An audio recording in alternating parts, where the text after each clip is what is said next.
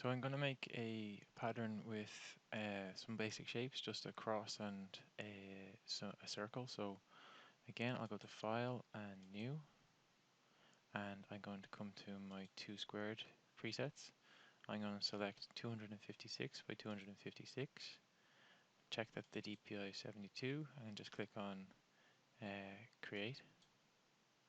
Press Control and 0 or Command and 0 if you're on a Mac to just bring the canvas size to fit on the window. I can actually just close this down here and press Control and 0 again just to make that a little bit bigger. So the first thing I want to do is start creating the shapes for my pattern, but instead of using layers and the selection tool, what I'm actually going to use is a different tool. So down here we have the shape tool, and if I left click and hold, we have rectangles, ellipses, lines, parametric shapes, and custom shapes then as well. So I'm just going to start off simply with a rectangle because I want to create a cross. So I'm going to left click and drag to create just a rectangle shape initially, and then I'll position it and resize it. Now you'll immediately see in the layers palette that when you use the shape tool, it behaves slightly differently than you'd expect. So we're normally used to these layers. If I add in another layer, our layers normally look like this, but we can see here that this shape layer is different. And that's because these layers, shape layers, are vectors. So we're not going to go into what vectors are now, but there's just for all you need to know for the moment is that they behave slightly differently. So I can use the move tool to position this wherever I want to position it on the canvas. I'll just get it into the middle there, and then I'm going to use, while I'm on the move tool, and just always make sure that you have auto select and transform controls turned on. So when I have transform controls, I can resize this just by moving my mouse over those little anchor points. So I want that to go to the edge, and I want to bring that down to that edge there as well. So I'll click on the tick. So whenever you transform anything, you either need to confirm or cancel. So that I'm going to confirm that transform, just click on the tick. Um, so I have my shape layer there. Now I want to change the color of the shape layer, but we don't go to the foreground or background color down here. What we can actually do to change the color of the shape layer is just double click on the icon itself for the shape layer. And it really matters where you double click here as well. Like if I click on the eye, it'll turn the visibility of the layer on or off. If I double click on the title of the layer, you'll see I actually get to rename the layer, so I can just call this vertical if I wanted to, and that becomes handy. Naming your layers and like that becomes handy. If I accidentally double click out here, what's going to happen is the layer style dialog box is going to pop up, and I don't want that yet. What I want to do is just double click right there on the icon for this particular layer, and that will bring up the color picker. So it really matters where you double click there. So I double clicked right on the icon. That brings up the color picker, and you can see as I move my mouse around and click in different areas, it's giving me different options. So I'll go for like a kind of a teal color here, I guess. That's absolutely okay. And click on OK. Um, I can also just get rid of that other random layer that I added in there just to show you, so I can delete this out. Okay. So the next thing that I want to do is get another bar basically going across this way, so down the middle of that. And I could go and use my rectangle tool to just redraw another bar. That's absolutely fine. But I already know that this one is the width that I want it to be. So the best thing to do would be actually duplicate this layer. And to do that, I can go to layer. When I have this one selected, just make sure I have that layer selected. And I go to layer and just say duplicate layer, and it will make a copy of vertical. So we can't actually see them because they literally sit on top of each other. If I just drag one to the right, you'll see that I have another copy of that layer in there.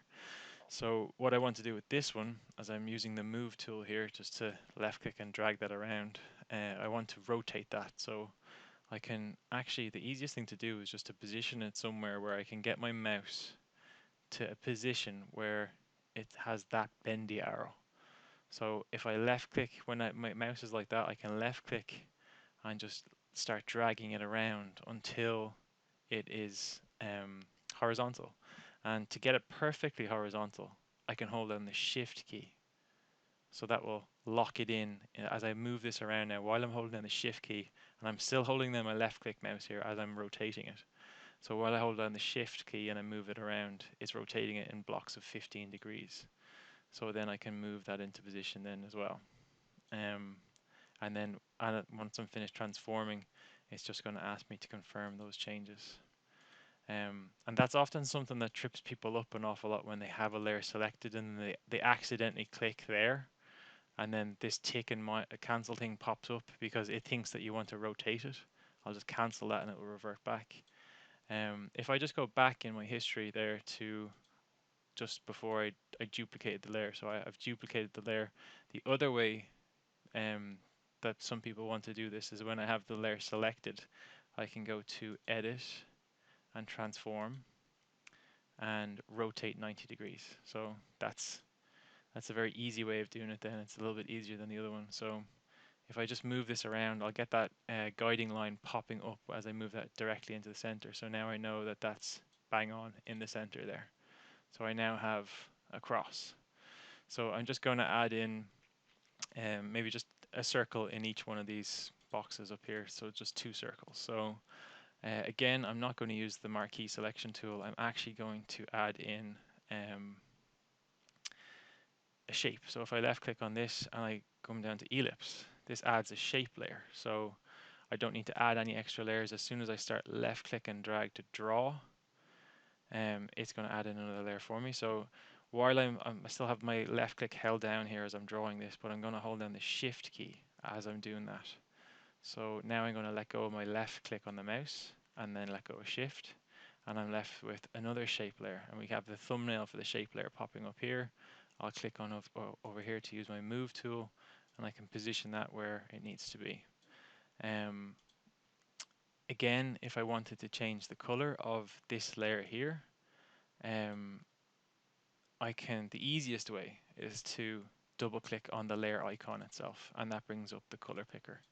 And you can pick a different color. So if I went for a yellow color or maybe something a little bit brighter, and click on OK, that's one of the easiest ways to change the shape color. Another way of doing that is when you have the shape layer selected and you're actually on the shape tool, you'll notice when the shape tool is selected down here, you'll notice that you have these options up here suddenly appearing, and you can change the fill color of the shape layer that you have selected. So I could change that to pink, and that also gives me the option of adding on a stroke. So I could put on a red stroke or something like that, or change it to a black stroke if I wanted something around it. And then I could fiddle around with the actual stroke width then as well. So you can have a thin outline or you can have a really, really thick outline.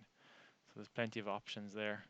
I'm actually not a fan of stroke, so I'm going to turn that stroke back off, which is a white with a red X, so no stroke, thanks.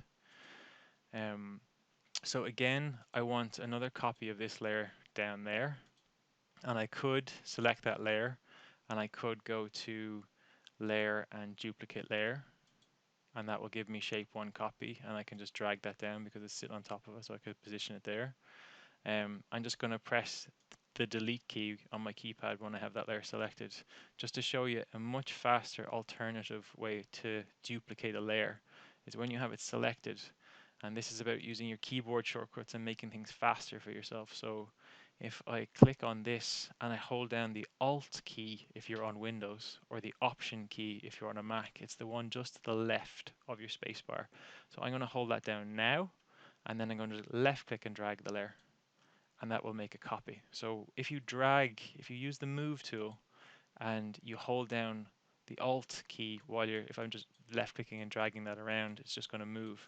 If I hold down the Alt or Option key and left click and drag it, it'll actually make a copy of the layer. It's simply the fastest way to make a copy. So if I'm holding down the Alt key and just keep dragging all these layers around, it's just going to make loads of copies for me. So I'm going to press Edit and step backward.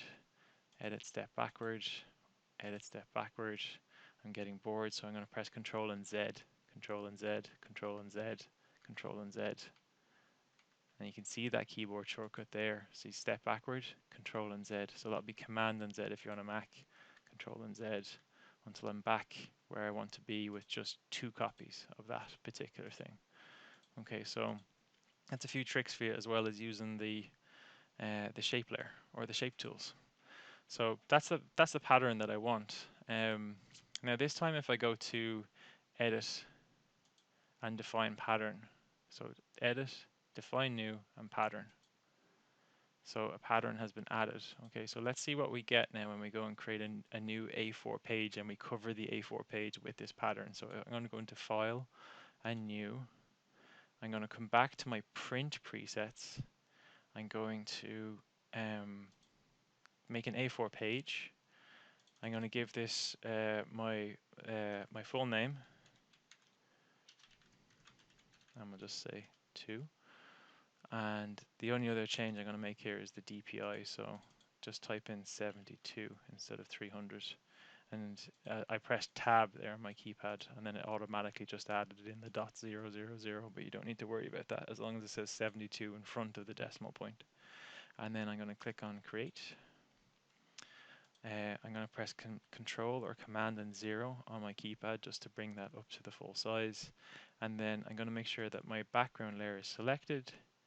I'm going to go to layer, layer style, and pattern overlay. Now the last pattern that I used is automatically applied, so I'm going to change this to the one that we defined there. So this one here, if I left click on that, that's my new pattern being applied there. And again, I can change the scale if I wanted to make it much smaller or much larger, depending on what I want to have. And I can also change the offset then as well, if I just on the x-axis, if I wanted to get things just bang on in the middle, so something like that. And then the y-axis will move it up and down, so you can position your pattern on the layer. So I'm going to click on OK, and then again I'll just go to File, Export As, and this time I'm going to say PNG is fine. So I'll just on an alternative JPEG. So we can just click on Save, and now my next pattern has been created and downloaded and ready for submission. So job done.